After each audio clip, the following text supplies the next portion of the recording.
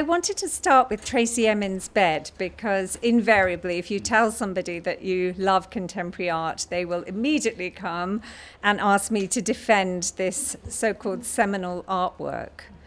And this bed was the culmination of Tracey Emin spending 4 days sleeping unconscious after what she described as, I quote, a complete and absolute breakdown. And all of the grand themes associated with the bed are visible in this one work: death, sex, birth, childhood. And for me, it's not a conceptual art piece. It's not even a piece that you can appreciate that well in photograph. What you need to do is experience it because it's incredibly visceral.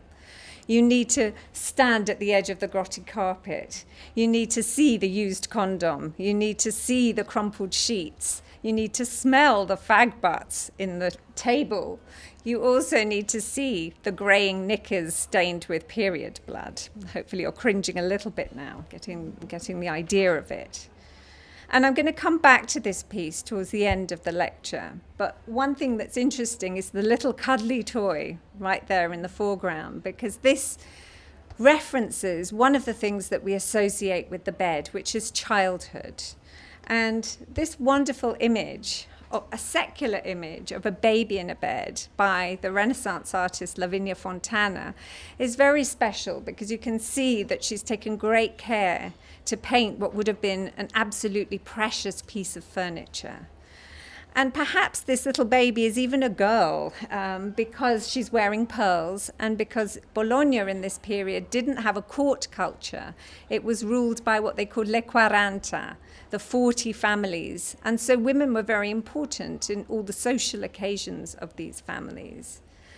But what really comes across is how cozy this bed is and how safe it seems, which is one of the things that we associate with childhood and with our beds. It's also a place of jurisdiction because your parents have the right to send you to bed, whether you want to go or not. And the other image of the bed that comes to mind, of course, is the less comforting hospital bed. Groucho Marx said a hospital bed is just a parked taxi with the meter running. And one woman who certainly spent a great deal of her life in bed was Frida Kahlo, partly through the trolley bus accident that shattered her pelvis when she was 18 years old, then convalescing from 30-odd operations after it, and here, 13 days spent in hospital in America where her husband Diego Rivera was working. What had happened was the pregnant Kahlo had been told that she would be unlikely to carry a baby to full term. So knowing that Diego didn't want any more children because he was already a father by his first marriage, she took the difficult decision to abort this child. However, the doctors in Detroit gave her medication, they gave her castor oil, but it didn't work. So she decided she would persist with this pregnancy after all, and then 2 months later had a miscarriage. And it's the miscarriage that's the subject of this small work, which was made on tin, so it's only about 30 by 38 centimeters, referencing the Mexican Catholic tradition of the ex voto, where you would visualize your fears, your accidents, the worst thing that had happened to you in order to give thanks for your salvation from those things. And here we see her hemorrhaging on the bed. We see the little fetus, the mini Diego. We see the pelvic muscles. We see also a snail to represent how slowly this bleed took place. We also see a lavender orchid that Diego brought her while she was in hospital, and a machine that she's invented to sterilize instruments, to remind us that she too is probably now sterile, and also to remind us of how mechanical this whole thing was. And of course, there was another site of labor for Frida Kahlo in the bed, artistic labor, because when she was little, her mother created a bespoke easel for her, and her father would bring her paints, and then they attached a mirror to the underside of the canopy of her bed so that she could begin to paint herself. And this is something that she continued to do throughout her life. Whenever she was in hospital, she continued to work from her bed. And one might think also of Matisse doing something similar in his late life. But if there's one profession that relies upon the bed as a site of labor, it's sex work. And Manet's Olympia scandalized society in 1865 at the Salon, so much so that we had to have 2 wardens on guard. The model was 19-year-old Victorine Meurent, who was nicknamed La Crevette, or the shrimp, because she was pink-cheeked and red-haired. Later, she would become an artist in her own right, whose works, ironically, were always accepted by the Salon. But in 1865, Le Grand Journal wrote this of her: she's a sort of female gorilla, a grotesque in India rubber, outlined in black, her hand flexed in a sort of shameless contraction. While critics also noticed that Manet had borrowed the composition from Titian's so-called Venus d'Urbino, which he had copied 10 years earlier on a trip to the Uffizi. And she represents perhaps the Venus pudica, the modest Venus who's covering himself up, but also maybe a masturbating woman who is looking directly at the viewer. And we know that masturbation, or female masturbation, was actually encouraged in the Renaissance for women because they believed that it was a necessary component of conception, but it was only allowed after male ejaculation. So it's possible that this image is actually an instructional manual of sorts of the type that would also be placed on the underlids of cassoni, or marriage chests. And we can see a marriage chest in the background here of Titian's painting. And those would often have images of male nudes so that the new bride wouldn't be totally shocked on her wedding night. But Titian's woman is most definitely a goddess. We know because she's there with the pearls. There's also the little sleeping dog on the bed, which is an emblem of fidelity, and she's holding a bunch of pink flowers. Probably this is a private commission, would have been kept behind a curtain, such as the one that he pins rather wittily behind the bed. Very different then to Manet's courtesan, who had taken the name Olympia, which was very popular in the 19th century. Le Grand Horizontal, as they used to call them, would adopt these very elegant names to give them a higher status.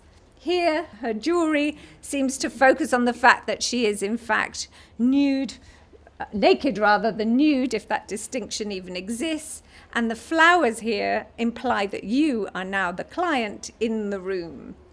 Sorry for glossing over the presence of the black maid, unfortunately. I just will have time to add that Manet would have put her there as an accessory, the ultimate accessory to show that this is a courtesan of high status. And his black cat, well, that too, it seems, was an afterthought. So we know from x-rays that he added the cat almost a year after finishing the painting, probably just before he submitted it to the Salon. And Émile Zola defended it, saying, oh, Manet just needed an accent of black in that part of the composition. But actually, the cat by now had already been associated with promiscuity, with witchery, with the devil, and so forth. And also with slang, because la chatte in French is the equivalent French term for the English term pussy. So given all of this scandal, it's perhaps surprising that one critic at the time, not knowing what else to say, decided to focus on the drapery, saying what a wonderful job Manet had made of these sheets. They were so beautifully painted. But what if the artist is not, in fact, a 19th century white bourgeois male, but a woman working in the 21st century from an underprivileged background, asking the question, is the female nude redundant in the 21st century, or is it possible to make a painting that frustrates what we have called the male gaze, the voyeurism of the male gaze? So British Greek Cypriot artist Wendy Elia tends to work in series, and she uses friends and families as models. So there's a very intimate relationship being created between artist and model. And the title of this particular series, The Visit, has definitely got religious connotations. We think of the Visitation, for example. But these women don't seem particularly glad to receive you. And one thing that's interesting is that by playing with angles, so the angle here implies that you, the viewer, are standing above, which would imply a position of power. And the bright lighting is not particularly flattering for the subjects. But at the same time as you're invited to look, you're also repelled, because the longer you look, you start to feel a little uneasy, very aware that you're being watched by a rather overprotective, vicious dog, not to mention a Guido Reni transcription of Christ on the back wall and a camera that's staring at you, covering your every move. Here, too, the woman is sunburned, and the one hand is a fist, the other is a claw. And there's a clue in the painting above the balustrade, because if you look at it, it's actually a copy of Rubens' Samson and Delilah. And Delilah, of course, was the ultimate Baroque warning against getting too close to a woman, lest you get castrated, not literally. And in the third in the series, we have a pre-op transsexual, here almost mimicking ideas of femininity by wearing a badly fitting red wig, seeming to mock the Manet's Olympia, these enormous heeled shoes, these stilettos, which seem to mock Freud's idea of fetishism, the usual surveillance cameras that are staring back at you, and then nestled in the corner is a rucksack. And if the rucksack suggests that this identity is maybe portable, packed away, able to be brought out so that this image is almost like that of a doll, a blow-up doll, the rucksack also has other connotations in the 21st century. Less blow up, more blow you up. But the bed has also been used as the site of romance, and this is particularly the case in Isaac Julien's landmark film, Looking for Langston. And here he takes the Renaissance poet, thinker, and activist from Isaac Julien's film and also looks at it through the stills that were made of the film. And he splices together in the film documentary footage from the 1920s from Harlem newsreels with scripted scenes written by Isaac Julien and others, but also deconstructs the image for you so that the man in the bed doesn't become just a black body, but also becomes a character. And the whole point of the film is to explore the position of these black men in this period, where they were suffering not only from racism from their white communities, but also from homophobia from their black communities. And in this particularly beautiful image, he makes what he's called a parody of a photograph by George Platt Lynes, who himself, another gay photographer, who was known in his lifetime for making particularly celebrity portraits, but in fact, at the same time, was creating a secret body of work of male nudes, whom he kept anonymous because he didn't want them to be charged with obscenity.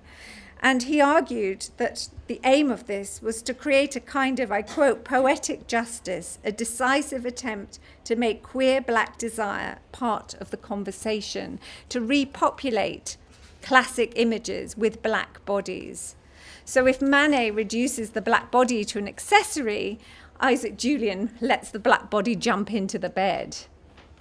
And speaking of bed, I think after all this activity, there might be a need for some sleep. And Sophie Calle in The Sleepers is one of her first projects in which she explored the idea of sleeping and beds.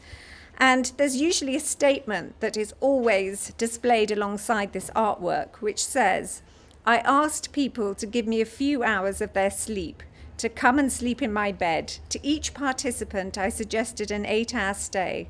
The occupation of the bed began on Sunday, April the 1st, 1979 at 5 p.m. and ended on Monday, April the 9th at 10 a.m. So in the end, 28 people came and slept in her bed. And if you think about it, it's a very intimate thing to allow someone into your bed and also to sleep in someone else's bed, let alone have them watch you while they're sleeping and then interrogate you about the experience afterwards. But what she was interested in is how can you help people experience something that they would never experience themselves. It's a version of yourself that you don't know about unless you film yourself sleeping. And what it plays to is this notion that we're all, in fact, very vulnerable in our beds. If you think about it, when a murder is described, it's like the worst thing when they say they were murdered in their beds. And in fact, this is something that Edwardian artist Walter Sickert used to play with. And Sickert was absolutely renowned for self-promotion. He liked to change the titles of his artworks depending on the latest scandal. And here there are two alternative titles. The Camden Town Murder refers to the murder of a prostitute. The other title might also, in fact, refer to prostitution, but usually his women are ambiguous. They're blurred in their faces. And this one, pink-cheeked though she is, there's something a little stiff about her body, which makes us wonder if, in fact, she's already dead. And so death, the bed, the deathbed. One of the most powerful images of death is Caravaggio's Death and the Virgin. The commissioner, who was a papal lawyer called Cherubini, and the Benedictine fathers of Santa Maria della Scala in Rome, Trastevere, they didn't want this. They wanted gold and pink and white and soaring. They wanted an alabaster virgin and wispy angels and ultramarine blue. Instead, they got an almost life-size corpse, barefoot and swollen. Too brown, too dark, too dead. And so one of the most uncompromising images of the death of the Virgin was rejected for lack of decorum, and perhaps also because rumors were already circulating that Caravaggio may have used as his model a dead prostitute, pregnant at that, who had been dragged from the River Tevere where she had drowned herself. The bed has all but disappeared in Egon Schieler's Death and the Maiden, but it's implied in the shroud-like drapery, which looks almost like bed sheets. And Egon Schieler, in 1911, at the age of 21, had met the 17-year-old Wally Neutzel. Contemporary art critic, filmmaker, and Reading FC fan Waldemar Janicek has described Schieler as, I quote, a one-man storm of rage, desire, cruelty, perversion, and toxic psychology. I think that sums it up beautifully. It seems that these two were introduced by Gustav Klimt because most likely Wally had already modeled for Klimt. And when they met, Schieler was depressed. He wanted to leave Vienna. His work wasn't selling so well. And so they moved to Newlenbach, 30 miles south. And there, because it was a small town and he was leaving sketches, erotic sketches of teenage girls lying around the house, it wasn't long before he was arrested on charges of abduction of a minor. And there was a trial. In the courthouse, the judge would burn one of his drawings, and he would spend 24 days in prison. And during this time, Wally Neutzel visited him. She brought him supplies. She brought him oranges, which he then went on to paint and described as the light of his life. But 4 years later, he decided, this bohemian Schieler, that actually he needed to conform, and he wanted to marry an upper-class girl called Edith Harms. So he wrote Wally Neutzel a letter. He invited her to a Viennese coffee shop. He sat her down. And in this letter, he suggested they could still go on holiday, maybe once a year at least.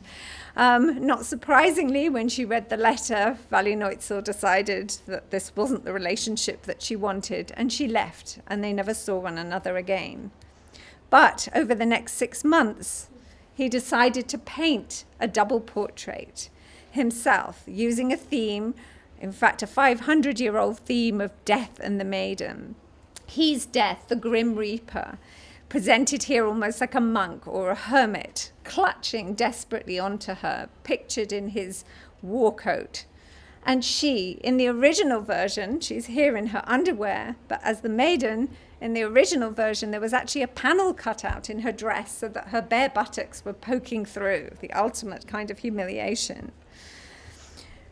In fact, life would imitate art because in 1917, having reinvented herself as a nurse, poor Wally Neutzel would die in a hospital in Austria of scarlet fever, and by 1918, Schieler and his pregnant wife would also be dead of the Spanish flu. But it's not a physical death that he's describing in this painting. It's the death of the relationship, a relationship which he himself, the Grim Reaper, has killed. And that, I think, brings us full circle to Tracey Emin, because it was the death of a relationship which provoked this depression in her. This 4 days and this point at which she got out of the bed And she went to the kitchen, and according to her, she went to fetch a glass of water. And you could think about all of the symbolism of a glass of water and ideas of baptism and rebirth. And as she came back into the room and she surveyed what she saw as the complete mess and chaos of her life, that was the point at which she was cured, at which she realized that she had got out of bed in order to make the bed an artwork. Thank you.